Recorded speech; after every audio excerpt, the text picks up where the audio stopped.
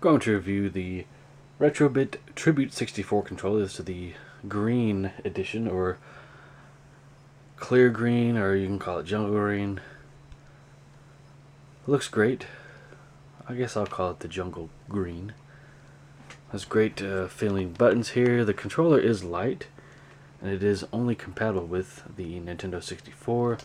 I'm sure you could, use probably use an adapter to get it to work with other systems. I haven't heard of anyone doing that yet. You can see the board on the inside, so that's pretty cool. But all the buttons feel great. I mean, joystick feels really smooth. The feel of it reminds me of a GameCube controller, an official GameCube controller. Then here's the shoulder buttons. You have two Z buttons, left and right, and L and R button. I mean, it definitely, the D-pad feels good too. I mean, pretty solid controller, pretty good for $25. Bought this off of Amazon, and it also has memory card slot, even the release switch there.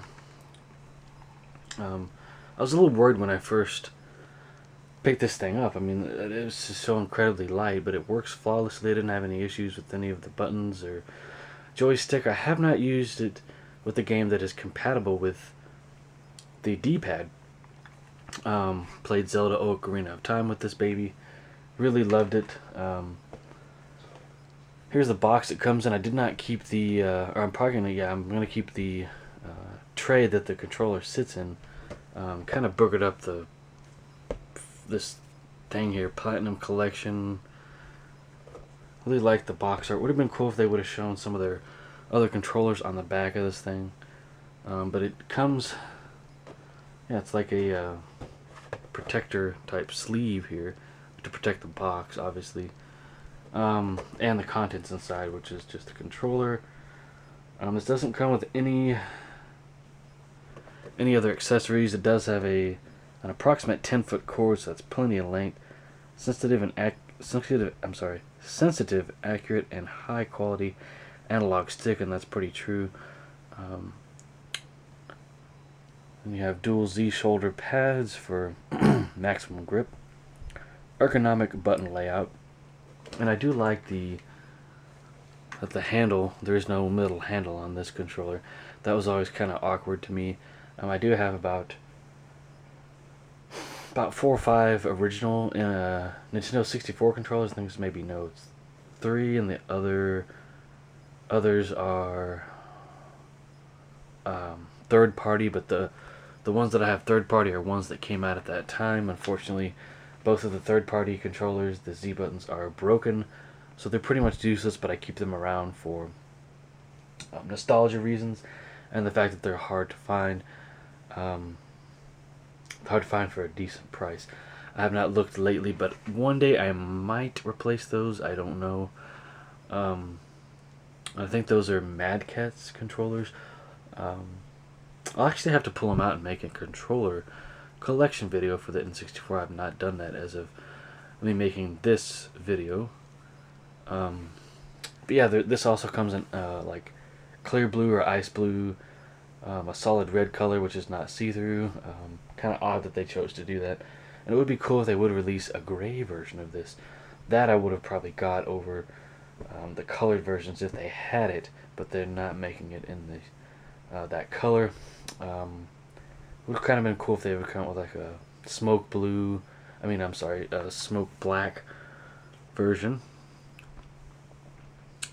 So yeah, if you're into the N64 and you do enjoy playing games on an original N64, there is also a USB version of this as well. So yeah, you have some options here. Who knows, they may release wireless N64 controllers. So the Retrobit just released the Genesis wireless controller, and it's Bluetooth. And they are in the midst of releasing 2.4 gigahertz wireless Genesis controller, Saturn controller. I think the Bluetooth Saturn controller is out by Retrobit already, or it's in pre-order stage. I cannot remember, as I don't own those, but I just saw some reviews of those controllers, and I'm considering getting one of them or two. Now it's just up to me deciding on if I'm gonna buy both or just choose one system. I haven't really played my Saturn much lately, so that's gonna justify. That's just gonna be, the part of the reason for my decision. Oh, and I'll also be reviewing the 8BitDo SN30 Pro controller once I use it. So yeah, pick one of these up if you're into N64. I believe there's adapters that will allow you to play with these types of controllers on different systems. I don't know how the button mapping works on that though. But yeah, this is a good value. All the buttons on this thing work. I'd highly recommend this, especially if you don't own an original N64 controller. This is a great alternative, and in some cases, it's a less expensive alternative.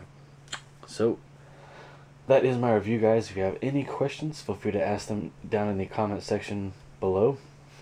If you want to see more videos like this, like game collection videos,